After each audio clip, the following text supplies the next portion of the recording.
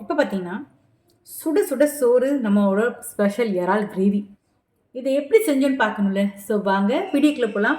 அதுக்கு முன்னாடி என்னோட சேனலை சப்ஸ்கிரைப் பண்ணாதவங்க சப்ஸ்கிரைப் பண்ணி வச்சுக்கோங்க. எனக்கு ஒரு மோட்டிவேஷனாக இருக்கும். ஸோ வாங்க வீடியோக்குள்ள போகலாம். ஹாய் ஃப்ரெண்ட்ஸ், வணக்கம், நமஸ்தே. நீங்களும் எப்படி இருக்கீங்க? நல்லா இருக்கீங்க, சந்தோஷமாக இருக்கீங்கன்னு நினைக்கிறேன். நம்புறேன் நல்லதே நினைப்போம், நல்லதே நடக்குங்க. இன்றைக்கி பார்த்தீங்கன்னா இறால் கிரேவிங்க. என்கிட்ட வந்து இந்த மாதிரி பிங்கிஷ் இறால், இந்த கேரளா இறால் இருந்தது. ஸோ அதை எப்படி நான் செய்கிறேன் என்னோடய மெத்தடில் அப்படிங்கிறத நான் உங்களுக்கு காட்டுறேன். ஸோ நான் இறால் எடுத்து வச்சு நல்லா வாஷ் பண்ணி எடுத்து வச்சுட்டேங்க. கொஞ்சோண்டி பூண்டு எடுத்து வச்சுருக்கேன். உங்களுக்கு பூண்டு வேண்டாம்னா நீங்கள் வந்து இதை ஸ்கிப் பண்ணிக்கலாம். அப்புறம் பார்த்திங்கன்னா நான் வந்து வெங்காயம், ஓகேவா, வெங்காயம் எடுத்திருக்கேன். ஒரு பெரிய வெங்காயமாக எடுத்திருக்கேன். அப்புறம் ஒரு தக்காளி எடுத்து வச்சுருக்கேன். அப்புறம் இதுக்கு வந்து தேவையான அளவு என்னென்னு பார்த்தீங்கன்னா இஞ்சி பூண்டு பேஸ்ட். இஞ்சி பூண்டு பேஸ்ட்லேருந்து எல்லாத்தையும் நான் எடுத்து வச்சுட்டேங்க.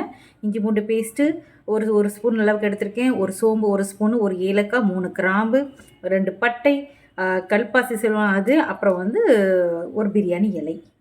அப்புறம் இதுக்கு தேவையான மசாலா கொஞ்சோண்டி மஞ்சத்தூள் வந்து கொஞ்சம் கம்மியாக 1/4 டீஸ்பூன் அளவுக்கு எடுத்திருக்கேன்.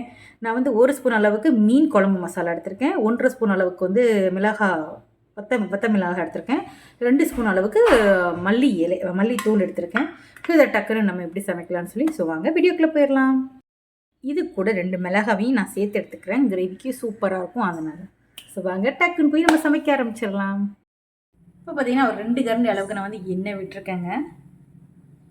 சாரி, அது வந்து நான் மறந்துட்டேன். அதனால் இப்போ என்ன செய்ய போகிறோன்னா, நம்ம வச்சுருந்த சோம்பு, பட்டை, கிராம்பு, கல்பாசி, பிரியாணி இலை இதெல்லாம் உள்ள ஃபஸ்ட்டு நான் போட்டுக்கிறேன். இது போட்டதுக்கப்புறம் நம்ம வச்சுருந்த பாதி பூண்டு வந்து நான் அதில் சேர்த்துக்கிறேன். பச்சை மிளகாய், வெங்காயம் இதெல்லாம் இதுக்குள்ளே சேர்த்து நல்லா ஃப்ரை பண்ணும்போது அதோட டேஸ்ட் ரொம்பவே அட்டகாசமாக இருக்கும். அதனால்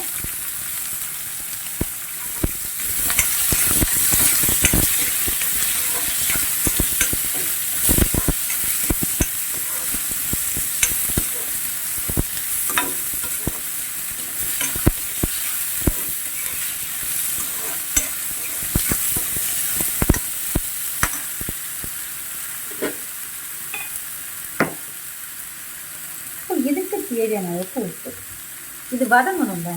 ஸோ இதுக்கு தேவையான அளவுக்கு உப்பு சேர்த்துக்கிறேன். நான் வந்து எண்ணெய் கம்மியாக யூஸ் பண்ணுறேங்க. ரொம்ப யூஸ் பண்ணாலும் நம்ம அதே மாதிரி தான் வந்துடும். என்னோடய வ்ளாக் பார்த்துருந்தீங்கன்னா உங்களுக்கு தெரியும். நான் வந்து இந்த வேர்க்கடலை வறுத்து போட்டிருந்துருப்பேன். அதுலேயும் பார்த்தீங்கன்னா எனக்கு அந்த பொரிச்சி அதுக்கப்புறம் இந்த மசாலா போட்டதெல்லாம் அந்த ஃப்ளேவர் வேறு மாதிரி இருக்கும்.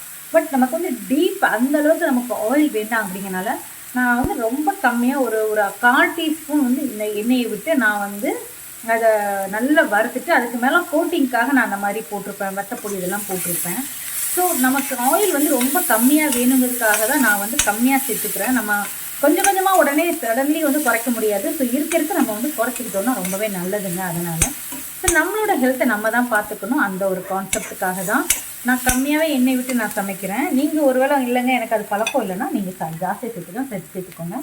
இது கூட இஞ்சி பூண்டு பேஸ்ட்டு நான் சேர்த்துக்கிறேன். சேர்த்துட்டு இதுவும் சேர்த்து நல்லா மிக்ஸ் பண்ணி இதோட விடுறேன். அதோட டேஸ்ட் அரோமா இதோட சேர்த்து நல்லா மிக்ஸ் ஆகும். ரொம்பவே நல்லா இருக்குங்க. அதனால் முதலே போட்டாலும் நல்லா தான் இருக்கும். பட் இருந்தாலும் பிளெண்ட் ஆகிறதுக்கு கொஞ்சம் டைம் எடுக்கும் இல்லையா, மூஞ்சிலெல்லாம் தெளிக்க ஆரம்பிச்சோம். அதனால் ஸோ இந்த மாதிரி போட்டுக்கோங்க. பிகினராக இருந்தாலும் உங்களுக்கு கொஞ்சம் ஈஸியாக தான் இருக்கும்.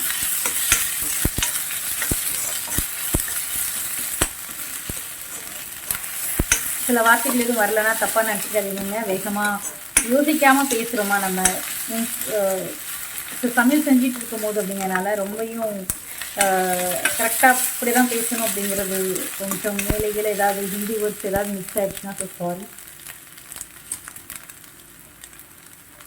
அப்புறம் வந்து பார்த்திங்கன்னா தக்காளியும் சீக்கிரம் நம்ம ஆட் பண்ணிடுவோம். இது கூடயே ஆல்ரெடி நம்ம வந்து உப்பு சேர்த்துருக்கோம். அதனால் சீக்கிரத்துக்குள்ள குக் ஆகிடும். ஒன்றும் ப்ராப்ளம் இல்லை. நல்லா வதக்கி மட்டும் விட்டுருங்க.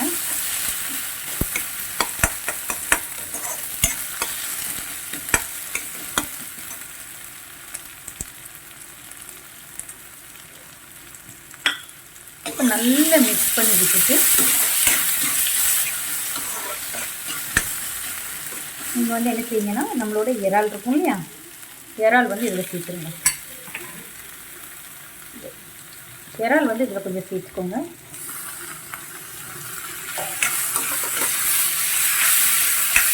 இப்படி சேர்த்துக்கிட்டிங்கன்னா சீக்கிரத்துக்குள்ளே உங்களுக்கு குக் ஆயிரும். அதனால தான் நான் வந்து இதில் சேர்த்துருக்கேன்.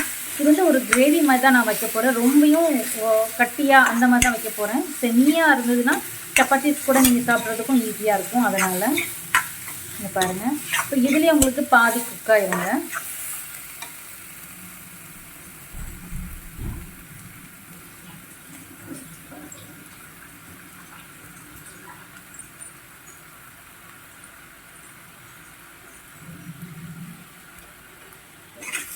இதுவே பார்த்திங்கன்னா பாதி குக் ஆயிரும். உங்களுக்கு அந்த தக்காளி நமக்கு எப்படி இருக்கோ அதே போல் தான். இங்கே பாருங்கள், நல்லா குக் ஆயிரும், ஈஸியாகவும் இருக்கும் நமக்கு. அதனால தான் இப்போ வந்துச்சு நம்ம வந்து சேர்த்து வச்சுருந்தோம்ல மசாலா, மல்லித்தூள், மிளகாத்தூள், குழம்பு மிளகாத்தூள், இது எல்லாமே நம்ம வந்து இது கூட சேர்த்துக்கலாம். சேர்த்துட்டு நல்ல ஒரு மிக்ஸ் பண்ணி விட்டுட்டு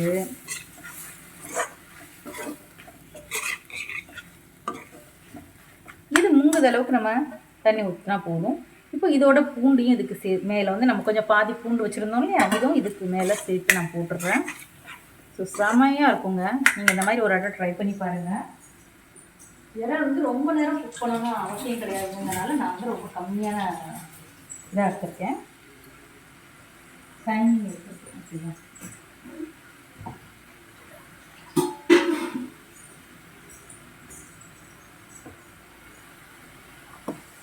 திரும்ப அடுப்பு ஃபாஸ்ட்டாக வச்சுட்டு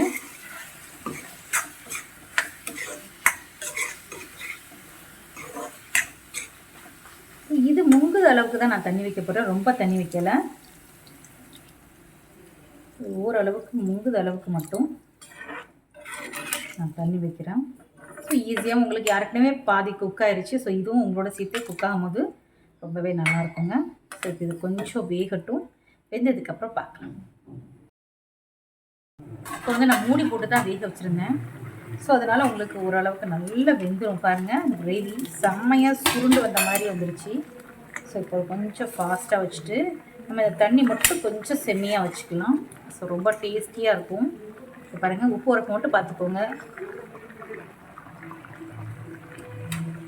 செம்மையாக இருக்குங்க. கொஞ்சம் லைட்டாக உப்பு மட்டும் எனக்கு பத்தலை, உரப்புலாம் முக்கியம் தான்.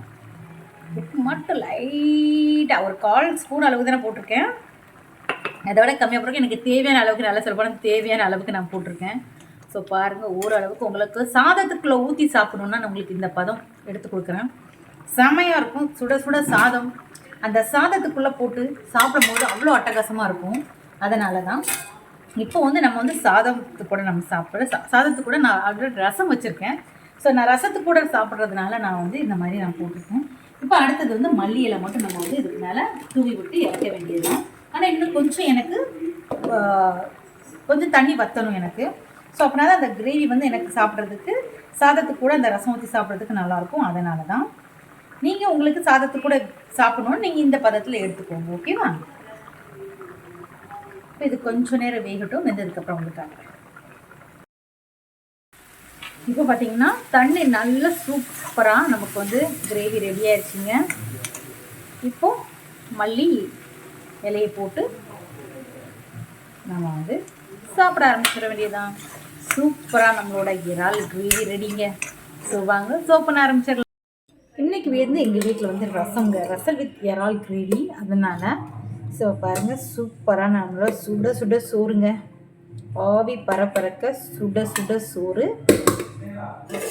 அப்புறம் வந்து ரசம் வந்து மிளகு வச்ச ரசங்க. அந்த ரசத்துக்கு கூட வந்து இந்த கிரேவி வச்சு சாப்பிடும்போது அவ்வளோ டேஸ்டி அட்டகாசமாக இருக்கும். அதனால் இந்த ரசமும் நான் ஊற்றிக்கிறேன்.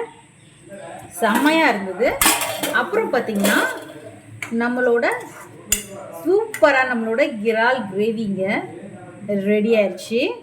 இங்கே பாருங்கள், சூப்பராக நம்ம இது கூட வச்சு சாப்பிட்லாம்.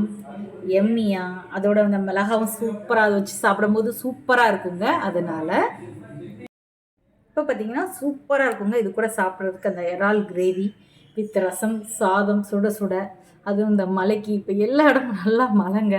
ஸோ மலையை நம்ம அதை சாப்பிட்ற போது அப்படியே சூப்பராக இருக்கும். அதனால் ஸோ டேஸ்ட்டுக்கு நான் அதை ஒரு டேஸ்ட் பண்ணி பார்த்துட்டு சொல்லிடுறேன் உங்களுக்கு. இங்கே பாருங்கள், இறால் வாவ். ம்